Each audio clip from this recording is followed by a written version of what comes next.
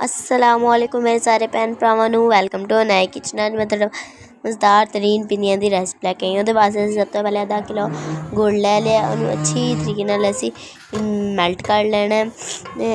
1 तो 2 मिनट वास्ते असी गुड़ नूं हल्की आंच ते मैल्ट होने देना है। फिर जो वेख सकदे हो साडा जेह्ड़ा गुड़ मैल्ट हो गया है, वेख सकदे हो साडा गुड़ मैल्ट हो गया। हुण असी दूजी साइड ते हल्की सी आंच ते असी अपने तिल लैके उन्होंने रोस्ट कर लेना है, क्योंकि इन्हां दा जलने का खदशा होंदा। फिर असी बादाम लेने ते जेह्ड़ा साडा असी उन्होंने गुड़ दे विच मिक्स कर लेने असी ते उन्होंने हल्का चटकाया ते फिर उहदे विच असी गोल गोल पिनियां बनाइए ते बादाम लैके उन्होंने मिला दित्ते।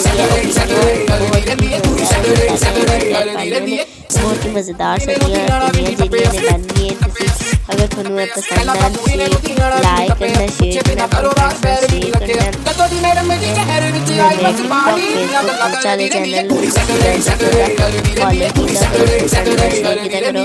अगर मैं रेसिपी मेरी जी है वो कंप्लीट हो चुकी है, मैं कल या